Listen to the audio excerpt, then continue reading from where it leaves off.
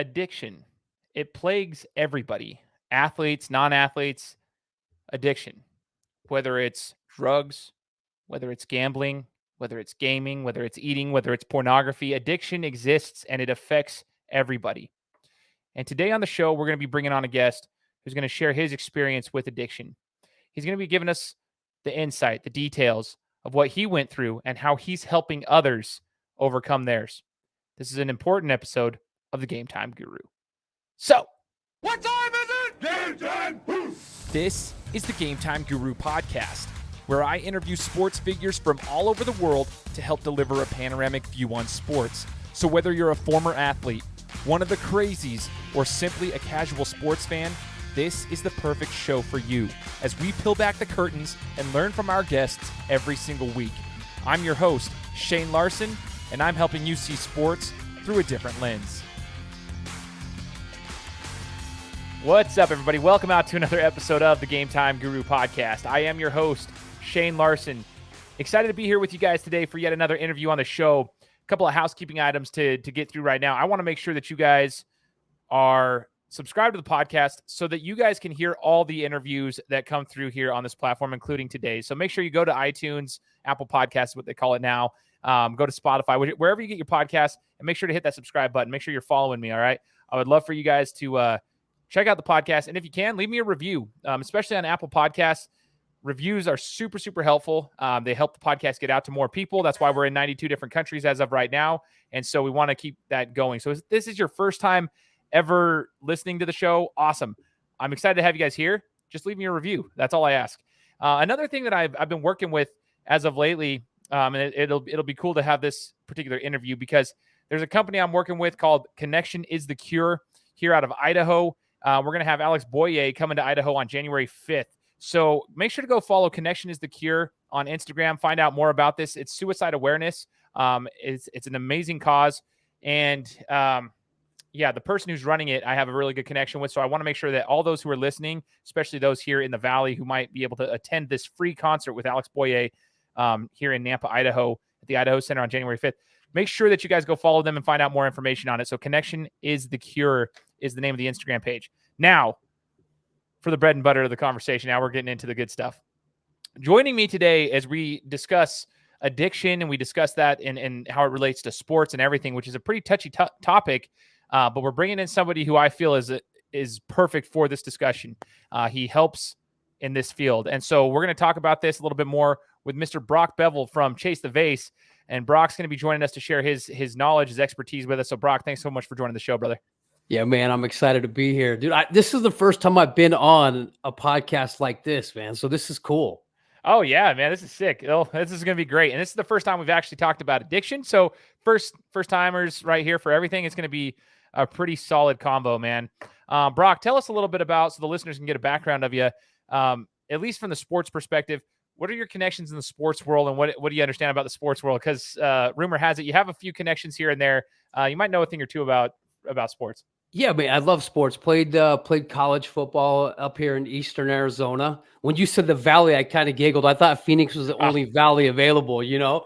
But played here in Arizona, man. My was on a state champion baseball team. Arizona's got the phenomenal baseball. Everybody comes here to watch the summer, so you understand that. I also have my dad was a longtime football, baseball, basketball coach in Arizona. He coached us from little kids. Probably one of the legendary. If you lived in Arizona, you know Coach Bevell. And then my older brother, who's 2 years older than me, was a standout at the University of Wisconsin. Played quarterback. Darrell Bevell won the Rose Bowl back in, I believe it was 94. First time Wisconsin went back to the Rose Bowl, and since then, man, his career just kind of took off. He what people don't see is they see where he's at today and be like, oh, he's in the NFL. But that dude, if you want to talk about grinding and grit and tenacity, he went through it. He started his career just real simple in Green Bay, coached Brett Favre, Aaron Rodgers, then went to Minnesota, took Brett with him, then was in Seattle where they drafted Russell Wilson, won the Super Bowl, also lost the Super Bowl. He was the offensive coordinator, of course, take some ownership of it.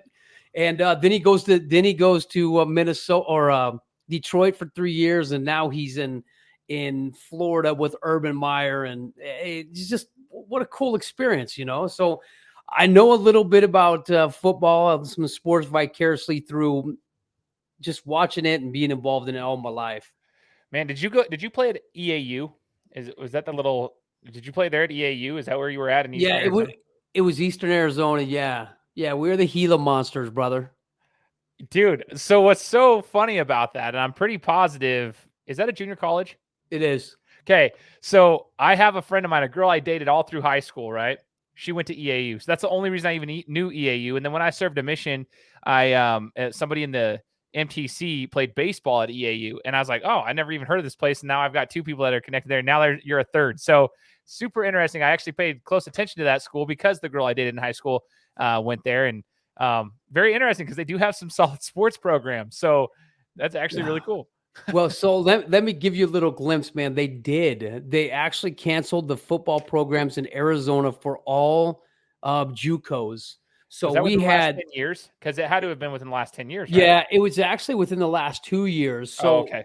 Arizona, we had Dixie and Snow when Ricks used to be in there, Arizona Military, Pima. So we had the football programs at these schools got the elite of the elite. It was like a D1 division. It was crazy. Those are some pretty solid schools too. Like when you're talking about Snow College, they're infamous for putting out some solid talent out of the JUCO system. So that's cool though. It's just cool to hear that. I didn't know that prior to the interview. So just a little side note there. So Brock, obviously brother is in the NFL world right now. Got a lot of experience grinding and hustling through the whole spiel. So you get to kind of have that connection and see that.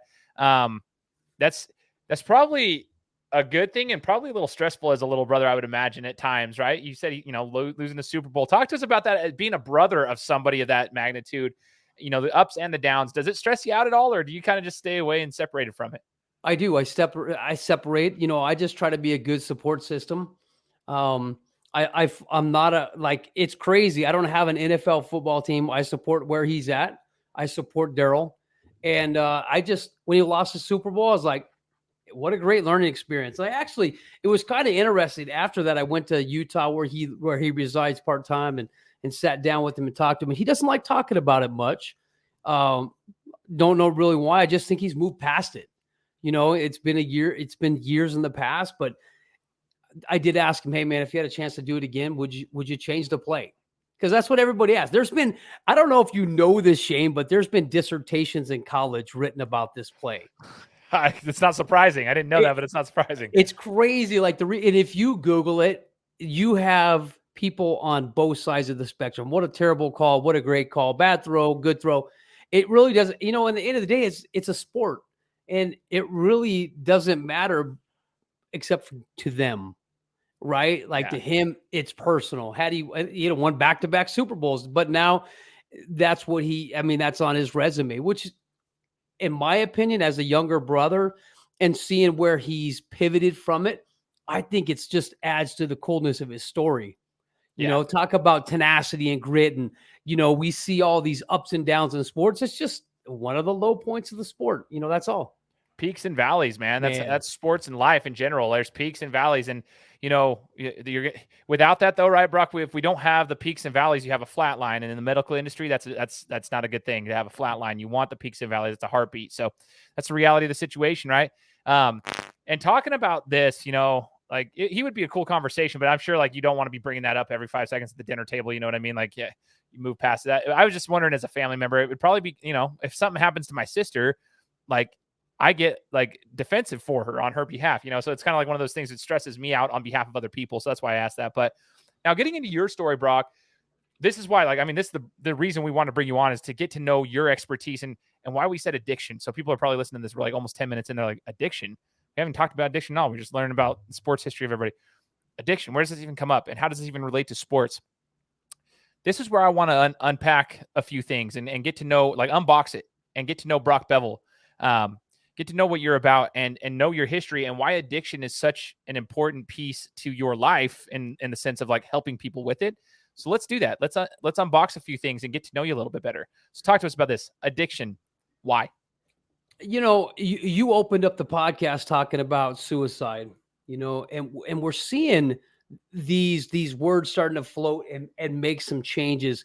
I don't know if you been paying attention to the NFL, but 2 NFL players just came out and we're talking about some addiction related information in their lives and mental illness. Lane Johnson and I believe his name was Calvin Ridley. These 2 guys, and they actually did a Fox Sport with Terry Bradshaw, and they start talking, oh man, you had mental health issues? Oh, so do I.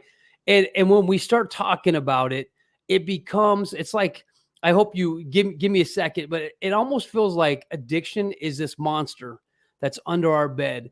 And as long as we pacify it and we feed it, it's going to stay under there.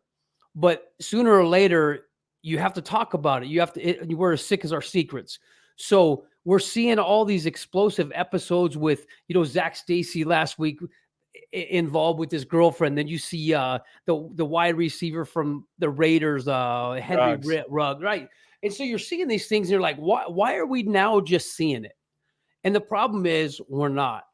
These things are probably been happening in their lives. There's been red flags leading up to this, but it's such a topic that's difficult to talk about that we need to. So for me, I was a Mesa police officer, worked as an undercover detective.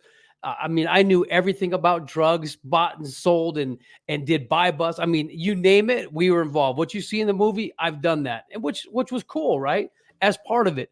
Well, what happened was I got run over at work. I got struck, man. This lady was prostituting her daughter in exchange for drugs. She wanted to, hey, I'm going to give my daughter to you to this bad, a drug dealer for drugs, and you can go have sex with her and then bring her back to the car, and then I'll go home and use. Wow. Like you think, what the hell, dude? Like, how do we as parents, how do we as individuals get to this level? And I never could comprehend, I have daughters, man. And so I'm like, how could I, as a parent, get to a point to where I'd prostitute out my daughter? Like, would my rock bottom ever be there? Well, because of my injuries of being struck by the vehicle, they retired me. And this was my biggest blow. And I don't know if you know Max Hall very well. Max Hall was an NFL football player he played BYU, went to Arizona Cardinals, and I podcast with Max every Sunday. And I say that because he went through the same thing with the NFL. When he left the NFL, when I left the police department, our identities stayed there. Right. Like, we didn't get to take these identities home with us, right? Because I was a police officer. I'm not anymore. So 2 days ago, I was a police officer. Now I'm home changing my baby's diapers, living a life like a full-time dad, which there's no disrespect to that, but that wasn't what I was used to. I was used to living like Nitro Circus, chasing bad guys, high-speed pursuits, shootings, all these things. And all of a sudden, the next day, like Max said, he was retired. And there I am. I no longer wear the uniform, no longer wear a gun and a badge. Now, what do I do? And I look at some of these athletes that are going through this mental illness.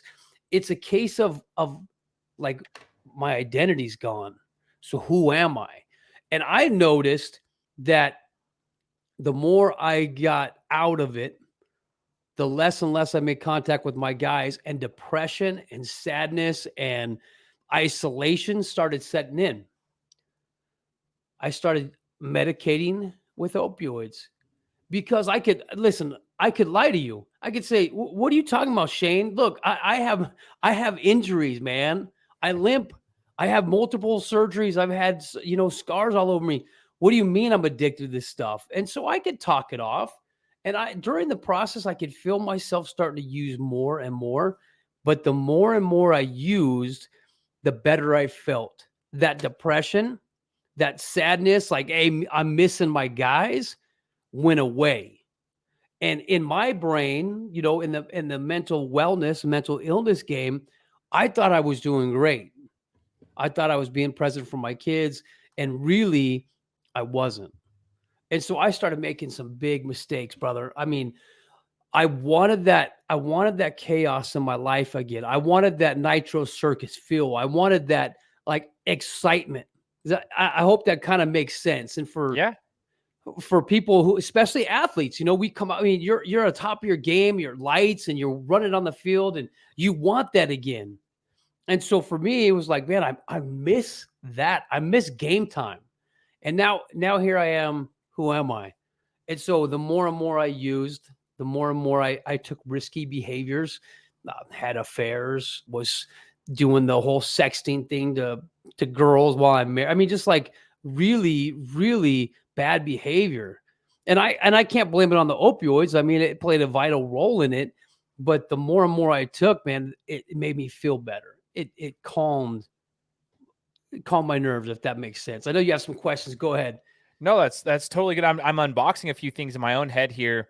It sounds like the parallel with that, like you mentioned, Max Hall and other athletes, is the identity crisis that you fall into when the game, or in your case, in the job, the profession, the career ends. And it's for a lot of them, I think with athletes, with anybody, and especially in your situation, you see this in the military a lot too. Sometimes it doesn't end the way you wanted it to end. It ends abruptly. And so it's not like you had this like time to prepare. And so this identity crisis hits. So that's one thing I would like to talk about a little bit too. But then also talking about, you started finding ways to get that chaos. I think that's interesting. And it's a perspective that people need to see, because there's a lot of people out there, I know it for a fact, that they'll see like different individuals struggling with addictions of any kind. And they'll wonder, why do they do that? They're stupid. Why are they doing that? Why are they doing that? But the fact that you mentioned, you wanted the chaos again, you wanted to feel good, you wanted to be able to do that, that gives you a different perspective. So I hope those people listening can take notes on that. That's the biggest thing. Like, understand there's a perspective there of why, Brock was doing this when he had his identity crisis. You just told us that. But the identity crisis itself, Brock, I want to kind of talk about that for a second.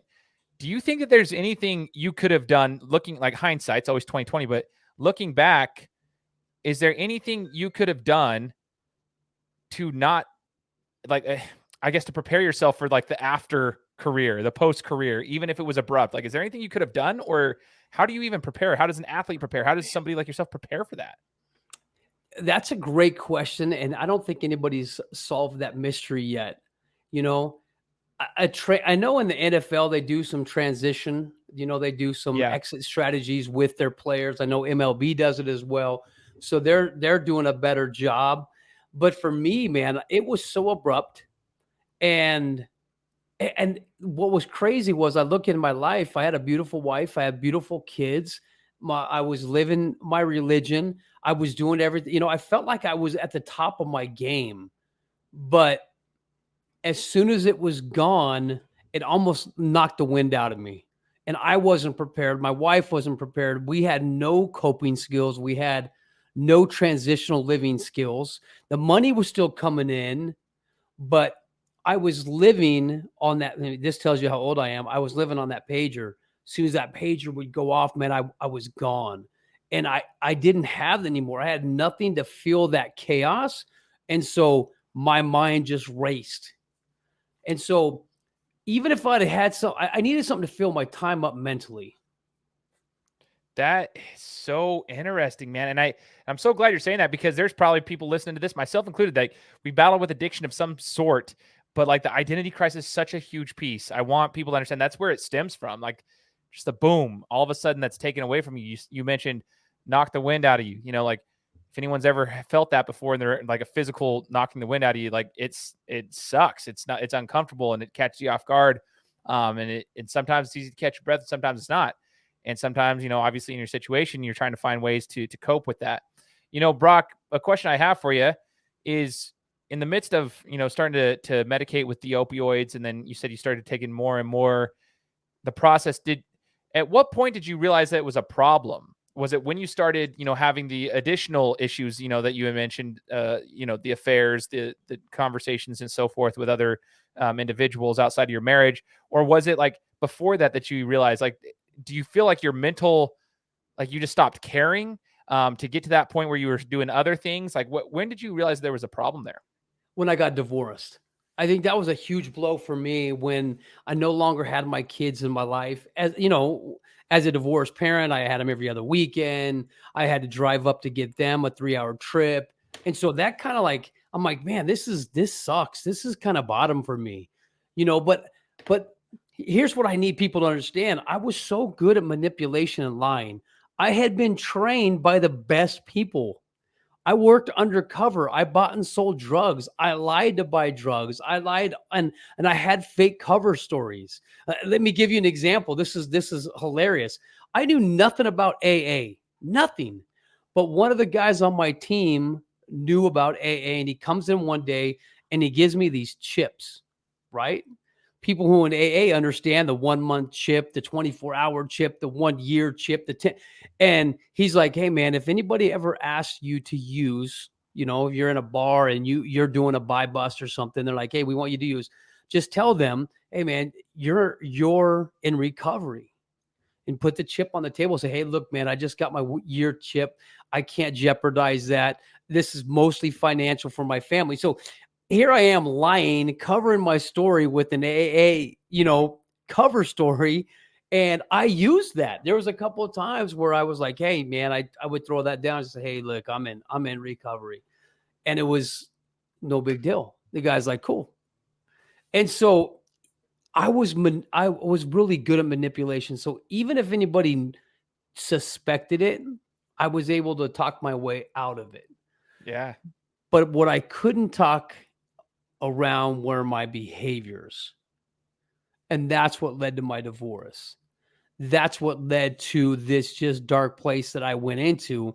And I realized I had a problem the day I hit rock bottom. Up to that point, I really didn't, because I justified it.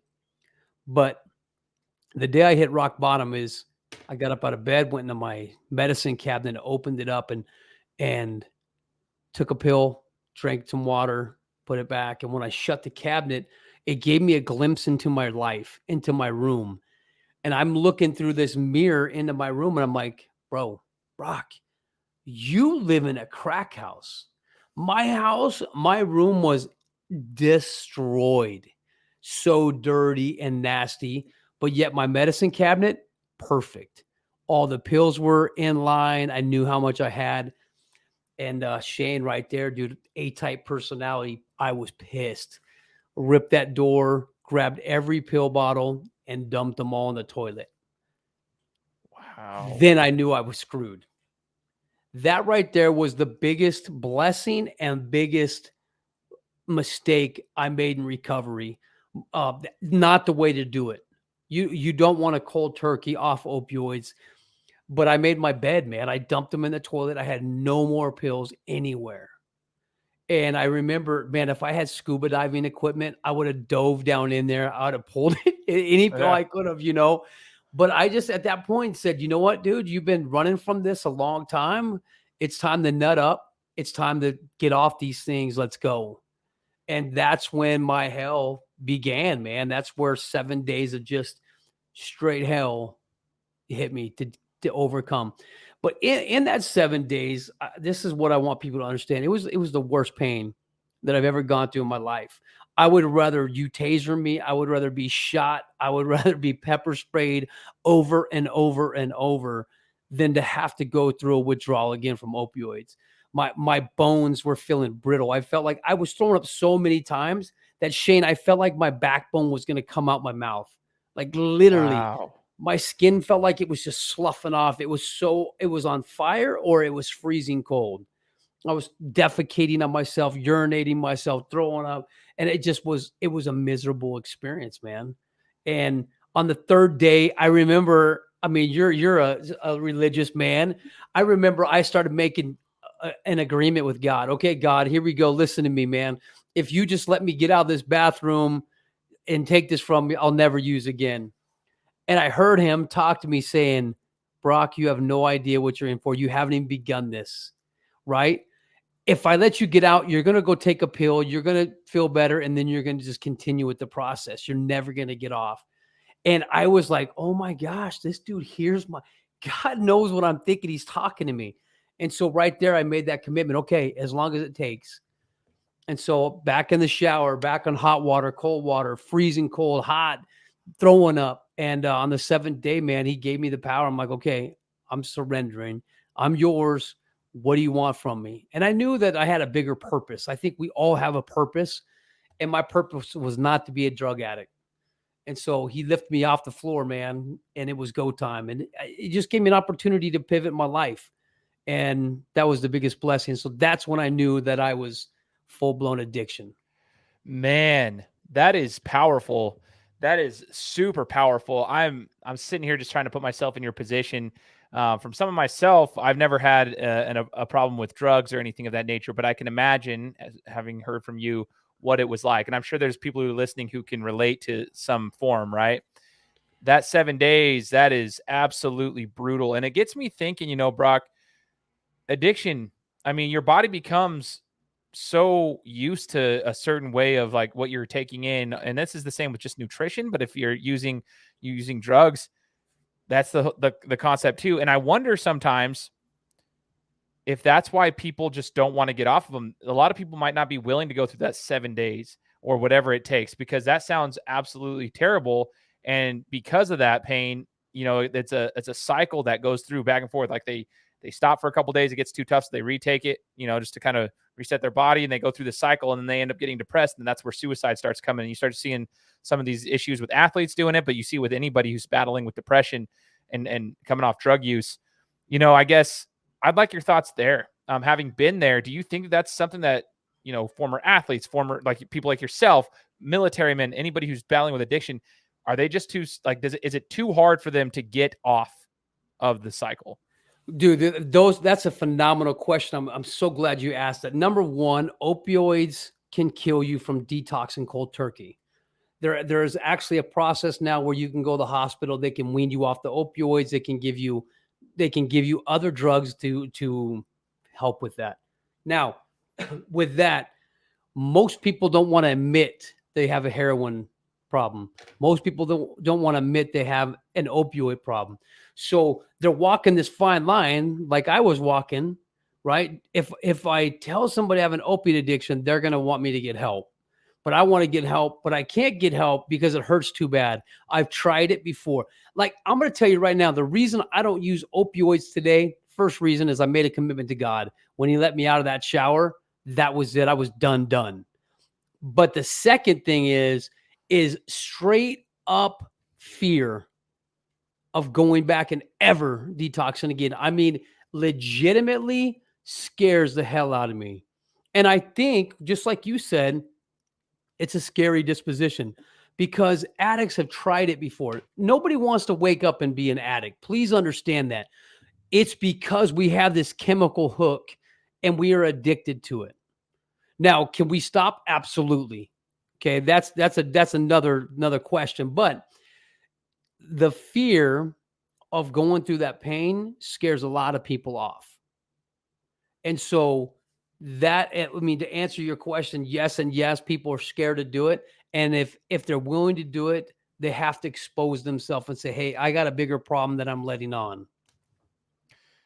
Man, that is tough. I talked to you on the phone, Brock, before. This is probably last week, but a couple years back, I spoke to a guy named David Irving. He played for the Dallas Cowboys. He was a defensive lineman. He ended up actually retiring from the NFL to promote his own cannabis company that he had started. And that was kind of like the discussion of that was the point of our discussion. But he discussed with me the drugs that they were prescribing them as athletes at that level. And he said, after literally every single game, these defensive linemen, I mean, you're smashing heads on heads of other 300-pound linemen. He goes, my hands are broken. My fingers are all disjointed. He goes, I couldn't walk. Like every single game, it would take me hours to get off the floor in the locker room because my back hurt so bad. And he goes, people will never understand that pain unless you're like at that level of athletics. And what he was talking about was you go over there, they won't let you smoke marijuana because it's against the league rules at the time, but they would just prescribe this, that, and the third. And that the discussion then stemmed into a further conversation, a deeper conversation in regards to athletes all across the board are having these problems that you were just mentioning right there, but no one wants to talk about those problems. And you don't really see those issues come out until after their playing days are over. The NHL, obviously they've had some big time problems with drugs, but like the NFL especially, we've seen some big time athletes battling mental health issues that stem from addiction after their playing days are over. And what I'm learning from you is, that identity crisis hits and they are trying to figure themselves out, and there's just a lot going on in their heads. So obviously the answer would be don't use them at all. But in a situation though, Brock, I want your insight here, having been through it yourself. If you're an athlete right now, especially at the next level where they're prescribing these types of medications for you, which you could easily get addicted to because it's at unlimited amounts, it almost seems. If you're one of those players and that's the option that you're given, what is your advice? I mean, do you think that you could possibly utilize these medications reasonably, and be good with them once the prescription's done? You don't have to go get any more. Like, what advice would you give these people? Absolutely. There's men and women all over the place. Johan Hari, I don't know if you know him. He gave a big speech about everything you thought you knew about addiction was wrong.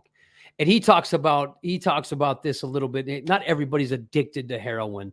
Like some people can go to the hospital, they can break a leg, break a femur, get prescribed opioids, go through the 21 days of the prescription, and then they can get off.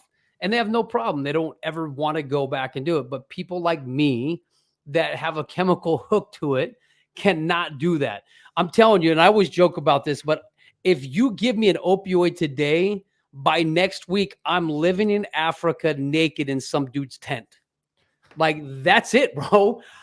I can't control it. I don't know what happens, but it just screws my life up. And that's a true story, man.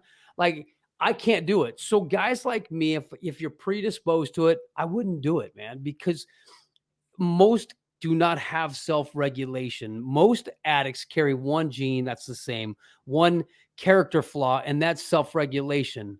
If you put one opiate or 50 opiates in front of us, we're taking all of them. But you might be able to take one opioid and then 4 hours later take another opioid until your pain's gone. Then you're like, hey, I don't need this stuff anymore. But I would just make sure that you're seeking medical advice. If you're able to follow the prescription, great. It's used for a time. It is a pain blocker. That's what they're for.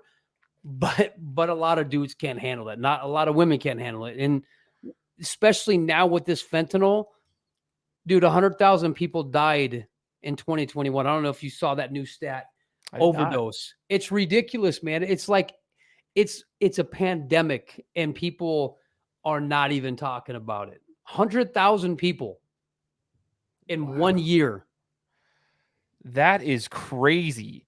And I wonder, like, for example, I'll use a professional athlete for an example here. Let's say they might not know, like maybe they've never been injured their whole life and they go and they're playing professional athletics and they suffer an injury or they don't realize how demanding it is on the body. They might not know that they're an addict or they have that chemical hook, as you say, until they start taking them. I wonder if that's the case too, because I had never taken anything until 2016 when I tore my shoulder, Brock. So I was like 28 at the time, tore my shoulder out lifting weights. And at that time I was like, oh, and they gave me all my prescription drugs to get through the surgery and all that stuff. And I'll be real, like I must be a completely different person because I remember sitting on the couch watching Breaking Bad, which was a mistake in and of itself at 2 a.m, just high as a kite because I'm taking my medicine. I had my oxy, I had everything that was going on. And I'm sitting there watching Breaking Bad, which my head was in a weird space. And I remember feeling sick and just lethargic and sitting there. I'm like, I specifically said, I don't have any clue how these people that are like, I had very close acquaintances that battle with addiction. And I said, I don't know how any of them could take this for fun. I really didn't understand it. I was just like, this is awful. My head was in a completely different space, but it also gave me a new perspective to what that does to your mental health. Tell me real quick on the mental health side of things, addiction. How does that mess with your mental health? People don't realize that when I say that, people are like, oh, does it just make you anxious? Like you start thinking too much, or what does that even mean? But I can tell you right now, just from that couple of weeks of being on that after my surgery, like my mental health took a massive dive. So when I was done with my prescriptions, I was done with those because I was just trying to get myself out of a funk. But from your experience, how did the addiction actually affect your mental health? Not just your physical and you lost your marriage and so forth, that all stemmed from that, but your mental health. I want to know that. That's cool, man. What an intriguing question. First of all, most people will ask me what came first, right? Is it the chicken or the egg? is it the addiction that came first or your mental health came first? Right. And really it doesn't matter, but they play on each other. They play a role. Think about someone that's depressed. They're taking antidepressants and drinking alcohol. Alcohol is a depressant. So now all those feelings you have are starting to surface. And that's why you see drunk people crying all over the place. Right? You've seen these crazy, we're like, what is this guy doing? He's like, because that's what's happening. And so for me, man, I just never felt normal. Like in my playing days, that was like the best time of my life. I felt good. My mind was so clear. But the biggest thing I had with my mental was brain fog. Man, I could not think. And I was like, yes, I'm making the right decisions. Man, did I get to my kid's soccer game? Am I supposed to be there on what weekend? Man, it just like made my inhibition go down to a zero. And what screwed with me was it killed my moral compass. And that's what affected my mental illness the most, is because I'm like, listen, I know who I am as an individual. I know how I'm supposed to be living. I know I'm a strong believer in God, but the drugs and the mental illness was totally pulling me from that. And so that's where I was struggling with. I know who I am, but I can't act like that dude. Totally. And I think a lot of people can probably relate to everything you're saying right there. I think whether it's gambling, whether it's drugs, whether it's pornography, whether it's an addiction to just the gaming, like you're just playing games on your phone, whether it's any of that, it pulls. I love that you mentioned the moral compass. It doesn't matter what religion people are. I happen to be a member of the Church of Jesus Christ of Latter-day Saints, but I can tell you right now, addiction happens regardless of religion or anything. That's a humanity thing. It happens to human beings. And what happens is like it pulls you away. We have certain standards we live by, right? And if you're addicted to something, it pulls you away from that, which causes a lot of stress and anxiety because you can't be that person that you're wanting and you're striving to be. And then eventually it pulls you, you got to choose one side or the other. Like eventually it'll pull you so far away that you snap. And so it's like a rubber band. It's just pulling. You have this conflict and boom, it goes. Yeah. And it can be a problem. So I'm glad you mentioned the moral compass side of things. That's actually really interesting, man. It's crazy. So here's something too. I have a friend of mine. It's interesting. He was my best friend growing up from the time I was 6 years old to the time I was 18. I left to serve a mission for my church. And while I was on my mission, that individual, he wasn't a member of our church, but that individual ended up getting arrested. And I remember hearing from my mother in an email, because back then when I served a mission for our church, you had to send emails. You didn't get to Skype everybody every single week. It's ridiculous now. But anyway, so they're soft, bro. Those missionaries are soft. It's crazy, man. It's like, what in the world? My son's on a mission in Anaheim, and I'm like, dude, you're cotton soft, bro. Dude. Well, I mean, I'm sure the families don't mind getting like you can video them every week, but I'm like, dang, dude, it's a different world we're living in. So my mom sends me an email and she says, so-and-so got arrested for armed robbery. And I was like, what? And it was a pharmacy right down the street from us. And I come to find out, years later, after I've spoken to him just within the last year and a half, as he's finally out of prison, what it was all about. And he explained to me, Brock, his whole cycle of life from the time he was like 16 up till the time he was almost 19 years old when he got arrested. He started with opioids. And then he explained to me he had gotten onto heroin because it was cheaper, but he could get the same high. So he's finding, and he was out of money. He didn't have any money because he was stealing drugs because he had no money. He didn't have a job. So he was like, how do you pay for him? Well, you either rob somebody, or he was explaining the whole issue that he was getting into to just feed his addiction. And then he got into heroin. He said it was almost like, they call it the gateway stuff. Like people want to say that's not true. It is. Totally. He's like, it's a gateway. So he gets into heroin, and then he went into a pharmacy to rob it, and he didn't know anybody was there, and he had a gun with him, and a lady popped up from the front counter, and rest is history. He actually never spent a day as a free man in all of his 20s because he got off twice on parole and violated probation with a drug test and went back. So never once in his 20s did he ever get to spend a birthday as a free man. So every one of his 20-year-old birthdays all the way up till he was 30, he was in prison.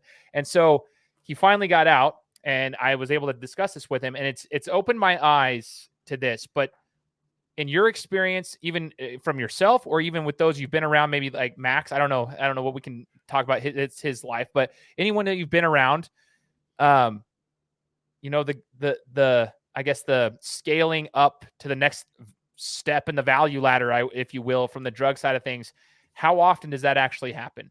Every time. Every time. Mine was an anomaly. I mean, honestly, I never had to pay for drugs. I had an open pharmacy. I was a police officer, right? And I had multiple surgeries. My doctor, I had a hand surgeon, a foot surgeon, and a knee. 3 doctors. I could doctor shop. But and I'm gonna give you an opportunity. I think Max Hall would be a phenomenal guest for you. He's one of my best friends, so I'm throwing him under the bus to you, Shane, because because he's such a great dude. But I mean, everybody that we talk to, I own my own recovery program, so I've worked with thousands of men and women, and it's the same thing, man. It doesn't matter. Everybody used to say marijuana was a gateway. It's not. Any drug you use, you always want to get a bigger high. You hear about that chasing the dragon with heroin. Your first high is like the most elite, phenomenal high. And then you spend the rest of your life trying to get that. You can never get it. Imagine that chaos. Like, okay, this time's going to be it. Nope. This time's going to be it. And so we just then you start mixing drugs. You like John Belushi, where you speedball, where you have an upper and a downer together. And it's like, we do crazy things to get high. And so we always elevate the drug system in our lives. So interesting, man. But that's given us perspective as to why people battle with that. They want that next thing because you want to get to that point, but like you said, you very rarely do you ever get back to that. And so you just fight that battle going forward. So talk to us, Brock. I want to know then, from you were able to cut it out. But I want to know what services you're providing and how you're helping people now, knowing what you know, practicing what you preach, so that ultimately people can trust you. Like, what are you got going on so that we can find these resources? Because I know you've got resources. I know you're providing help to those out there. So talk to us about what services you provide. Yeah, thanks, man. Thanks for giving me that platform. I run a recovery program, telemed, just like I'm doing here, where I have men and women. It's coaching. Basically, that's all I'm doing, is I'm helping people go through the process, identifying their addiction cycle, and helping them overcome opioids, any drugs, and pornography. And you can search it under the striplingwarriorchallenge.com. I have that. And then I have the Chase the Vase challenge. These are just little challenges that I throw. It's a 30-day, a 5-day. I have a 6 months. It's just what you need. Whatever you need in your life, if there's something that I can give you, that Max can give you, Blue, we have an Agents of Recovery podcast where we work together with men and women. Whatever we can do, we just want to show you that there's hope and we can heal. That's it. I love that. And I like the idea of a challenge. So for those listening, my full-time job, I run a challenge for a company called ClickFunnels. So I'm a firm believer in like the challenge terminology and the system that you can put together courses together for that. I think it's the best way to not only learn, but like implement those things into your life. So the fact that you're running those is huge. For those who want to know, like those types of things, like a challenge for your specific need is such an impactful and efficient and effective way of learning. I think that's rad, Brock. So you mentioned, okay, Chase the Vase challenge is what you said. Yep. And then the Stripling Warrior challenge. It's called, it's striplingwarriorchallenge.com. And they can go on there, learn about it.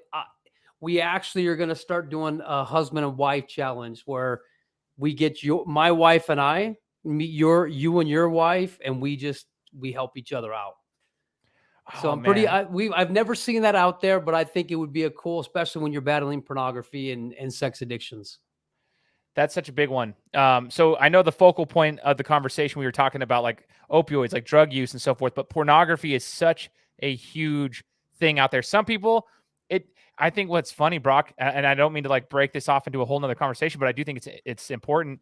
Even athletes, it doesn't matter, but pornography is an addiction. Some people might not, based on maybe their cultural or religious backgrounds, they might not consider it a problem. But it still is a problem because it affects you. Can you talk to us about that? Because I do want to talk about that, because as an athlete, they might be so focused on the drug side of things, but there's a lot of addictions out there that you got to be weary of and how that affects you. So maybe your experience there and how you're helping people with pornography. How does pornography addiction affect you? And how do you even know if you have a problem?